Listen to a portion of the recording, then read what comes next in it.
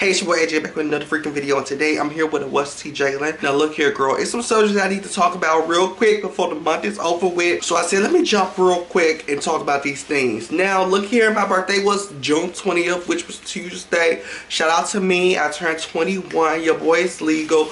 You know. If you don't know, well baby, now you know. So get down in the comments and make sure you tell me happy belated. If you didn't, tell me happy birthday. But let's roll the intro so we can get directly into the tea, because girl, it's hot.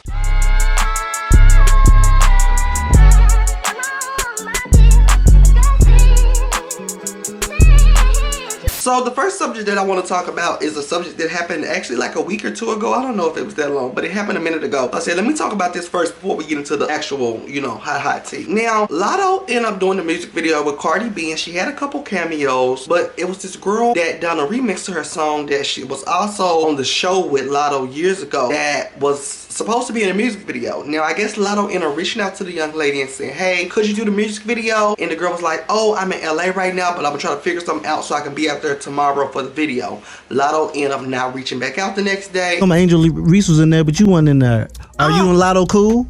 I thought we was. Angel, she loves being in videos. Got it. She the cute girl, you know what I'm saying? That's her thing, you know what I'm saying? And I was like, I've been seeing y'all together a lot. Yeah, y'all been together a lot. So yeah, Lotto, she hit me about it the day before. Okay, so she did hit you. Yeah, she hit me. She was like, I want you to be in the video, you feel me? I'm in LA right now, but I'm like, bro, yeah, I can make it happen. You know what I'm saying? Hit my people. But I was like, so when it came out, I was like, we didn't make it happen because her people never hit my people or whatever. But I had seen she had asked Angel before, a week before, you feel me? Okay. And I was like, okay, maybe she really ain't want me in the video for real. I don't feel like it's animosity. Quite frankly, I don't feel like it's animosity. I feel like scheduling delay. Also, she probably you wasn't just the first pick. I don't feel like it's animosity. I don't feel like it's no smoke. I just don't feel like you was the star in the lineup. I don't feel like it's colorism. I don't feel like a lot of those anti-female rappers. It's none of that. She reposted your rap. She supported you. But just because somebody doesn't always go the extra mile, and just because somebody doesn't overly do and overly compensate for the next person, doesn't mean that they're, I don't know, bitter, mean, evil, any of that. So the whole, Lotto's colorist, Lotto this, I was looking at giving bombastic side-eye, okay? Now, Cardi B and Tasha K have been going back and forth on Twitter the last day, I think, girl. And it has been a complete mess. Now, Tasha K has totally disgusted me as time progressed on and years move on, and Tasha just say more and more bullcrap. I just get more and more disgusted. So Tasha K has recently took images and videos of Cardi B and Put It On The Flow music video with, Blicky Blickies. And Tasha K puts it up on the internet and says, this is how Takeoff passed away. Why aren't you doing better? And I was thinking, there's no way. There's absolutely no way you are comparing her being on set with a Blicky Blicky filming a music video for a scene and a half to somebody actually losing their life in a real crime scene. There's no way you're doing that. And then also, why are we still talking about Cardi B? I don't care if she had a blicky. I don't care if she had a chainsaw. I don't care if she had a lawnmower. Why are you still talking about what Cardi B is doing? If Cardi B sued me for $4 million and she ain't got her $4 million, baby, I wouldn't say a Cardi or I wouldn't say a B. I would skip B and C. Skip B and C. I'd be like A, D, E, F, G. I would just skip B and C. I wouldn't say it at all. There's no way you would ever catch Cardi or B in my mouth at all if I owe Cardi B $4 million. There's no way. Now, recently I listened to Nicki Minaj and Ice Spice's Barbie song, and I completely, it was a hit or miss. Like I said, it was a 5 out of 10, girl. It really wasn't nothing spectacular and crazy. Now, the internet's on fire ever since the song was snippeted and, teased to come out and saying, oh, Sweetie was supposed to do one of the Barbie songs last year. It never came out. The concept was stole right from under Sweetie. Now, fast forward, the writer or somebody that produced the song ends up going live and he ends up giving his piece because he says money is old and he needs a check. Y'all gonna give me what I deserve. Now, if Sweetie wants to not trip, that's on her. If people involved with that trip, that's on them. But crafted a record that was sent over to Nicki to hop on to submit to the Barbie soundtrack. She said she was gonna do it. I'll tell you everything that happened. It went to the point where the girl even signed the girl to the management team. They did a whole play. Then all of a sudden, a new version was created. Yes, it's a sample. You can do what you want. Yes, whatever.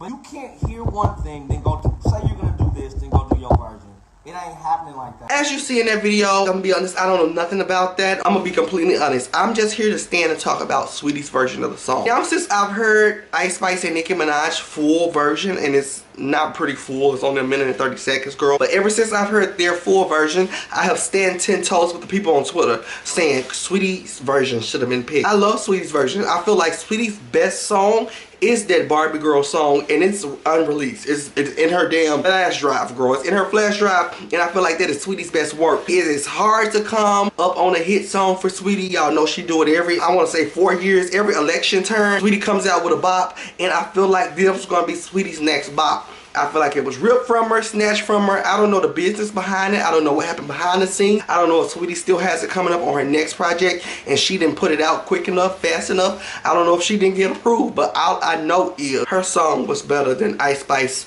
and Nicki Minaj. Sweetie should have held on to that song for dear life because she ate. Now, Doja Cat has recently announced that she's about to go on tour, honey, and she hasn't announced any dates and she hasn't announced any venues. It has everybody on the edge of their toes trying to see if she's going to be doing theaters, if she's going to be arenas, if she's going to be doing stadiums. The girl's on the edge of their toes. Now, somebody ends up getting to her comments the other day and they said, well, girl, you can't do a stadium.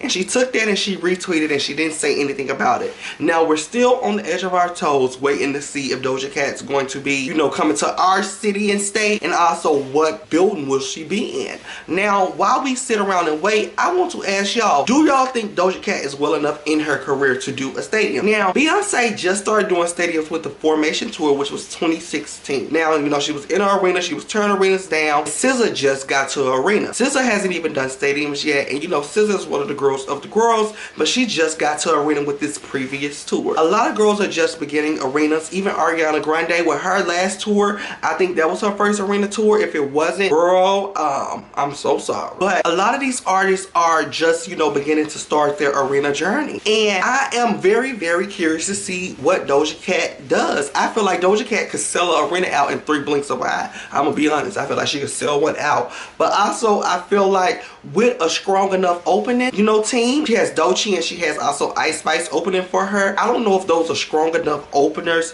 to sell out a stadium. No shade, but also I have to realize Ice Spice is just one of those girls right now, and the girls are actually living for Ice Spice. I guess I'm not just tapped in with the Ice Spice community, but I don't know so much about Doechii. But I just feel like with the better, stronger opening act, she could sell out a stadium quick, fast, and in a hurry. Point blank, period. But also depending on how her next album sells, how her next album goes, how it's rolled out, however it performs, I feel like she might not even need any opening acts and she can sell out a stadium. It all depends on how this next body of art lands and launches, because Attention was cute. Go watch my reaction. If you haven't seen it, girl, go watch my reaction. But Attention was cute, and it just depends on how this next album goes, and that's how I feel the tour will be receptive. And I feel like it was kind of weird for her to announce that she has a tour coming out and who her opening acts are, but her not to announce dates, times, locations, or any of that, girl. But shout out to Doja Cat, and I'm ready to see the tour clips. Now, this last subject, honey, had me putting on my blue jacket because this is crazy.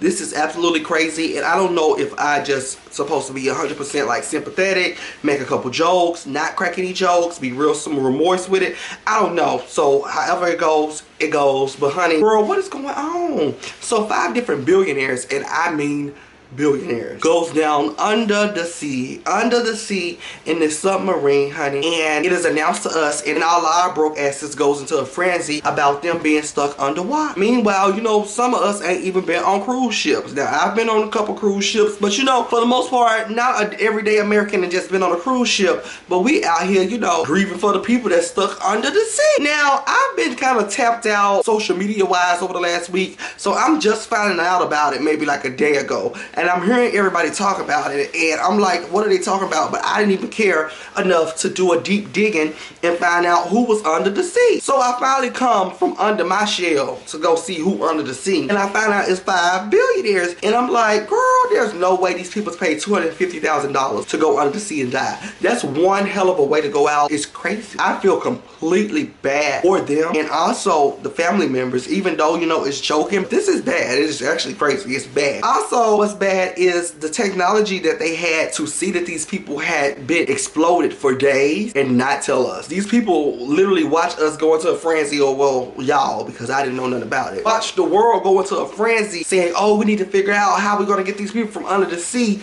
And these people have been exploded for days. I mean, the boot laying down on the ground, well, under the sea. And I'm speechless. I'm gay. Like, I had never been so speechless, y'all. I had never been so speechless. Now, I feel so sad and so bad for everybody that was, you know, a close friend or family member of the people that lost their life in this submarine. But what was the mechanics? What is the science? What is the reasoning? Like, how I've heard this submarine was dropped and lowered and dropped and lowered and dropped and lowered so many times, and I heard this last time it was pressure and cracks and da-da-da-da, and that's what caused it to be like, okay, this is the last go round under. And I'm thinking, for 5 billionaires to be on this submarine, nobody could scrap in a dime for a new submarine, scrap in a dime for submarine to be, you know, checked. I don't know. I'm thinking, even if I had $5 million, just 5 million, girl, I would be trying to see how much is it for y'all to make sure everything is good here. 100,000, okay. Whatever y'all need, I need to pay it. I need to pay it, pay top dollar to make sure that everything, I need y'all to get in here, go up under there 5 minutes, come back up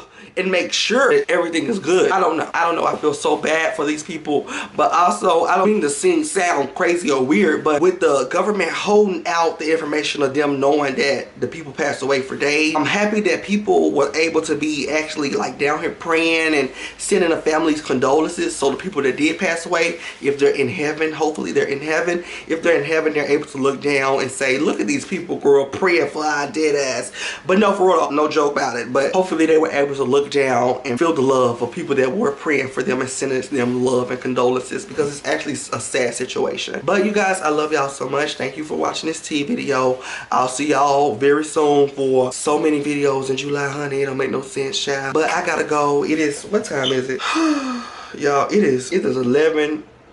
This is 11:13. Shout out to Odell Beckham. Shout out to my girl Jazz. She sent me an audio message. I've been working so much. Jess, if you're watching this tea video, I've been working so much, girl. I love you so much for always not cussing me out for my 2-3 hour delays in texts.